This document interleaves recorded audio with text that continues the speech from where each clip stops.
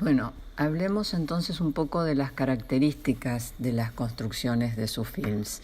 Acá vuelvo al tema que es uno de los temas centrales sobre la improvisación o no en los films de John Cassavetes. Les voy a leer un fragmento muy corto del libro de Comolli, Ver y Poder.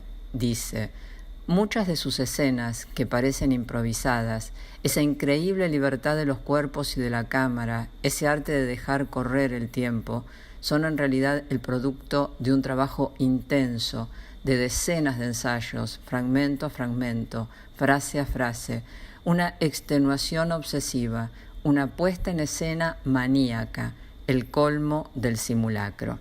Esto me parece muy interesante porque uno puede decir, hay algo donde parece improvisado, pero en realidad hay tanta construcción, tanto nivel, ahora vamos a analizar de qué, pero o cómo se llega a esa verdad, pero tanta forma, ¿no? Hay tanta forma que en realidad en esa forma también el actor de alguna manera tiene la posibilidad de generar libertad y de generar verdad. Entonces, este concepto del simulacro parece muy interesante, que agrega Comolli para entender cómo es lo que sucede en los films o la manera de construcción de los films de Cassavetes. Ahora veamos, ¿por qué existe entonces ese grado de verdad? Lo primero que vemos es que corre una emoción, ¿no?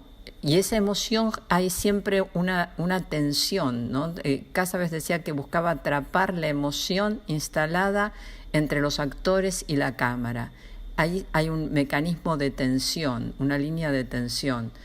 Nosotros si tomamos cualquier escena de Cassavetes, una película de Cassavetes, vemos que es constante la idea del conflicto. Hay un pequeño conflicto que se reemplaza inmediatamente por otro, ¿no? Como una crisis que puede ser propia o puede ser entre más de un personaje o de un mismo personaje consigo mismo, pero siempre hay como un estado de crisis, de conflicto, donde es reemplazado inmediatamente por otro y así sucesivamente, siempre llevándonos hacia un lugar desconocido. Eso es muy interesante también, ¿no? Nosotros no sabemos hacia dónde va a arribar esto. Es bastante, bueno, lo ignoramos de alguna manera, es poco predecible el cine de Cassavetes.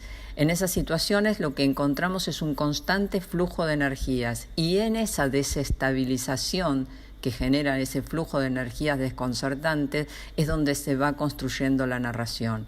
La energía en los actores se va cargando entonces mediante los conflictos, en conversaciones, en discusiones, en el comunicar de los cuerpos, en el chocar.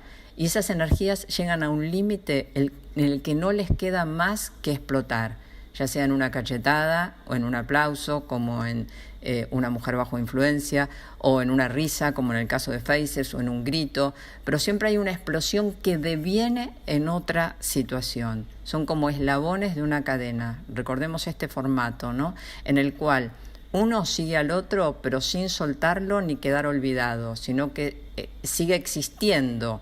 El estallido, por lo tanto, no vacía, sino que se transforma en esas energías que se acumulan y a veces explotan, a veces no. Cuando explotan, decantan en una situación siguiente y esa carga energética que quedó detenida un momento, como si fuese un chicle, sigue generando tensión en la siguiente secuencia y aumenta, ¿no? Se duplica la carga, cayendo muchas veces en lo que Josué habla de histerización del cuerpo. Entonces, la emoción como principal carga energética se relaciona con todos los films de Cassavetes y a pesar de que haya una actuación inverosímil en algunos registros, ¿no? Ya vamos a ver un poco de qué hablamos cuando hablamos de mímesis y de inverosimilitud. A pesar de ese grado de inverosimilitud, tiene un grado fuerte de verdad. Entonces, atendamos cuando veamos las películas a los cambios bruscos de energía, a las densidades fuertes, a los estallidos, ¿no? A cómo se va desplegando, pero no se acaba. la emoción. Eso es muy importante. Nunca quedan vacíos los actores de Casabel. Siempre hay un resto para seguir transformándose.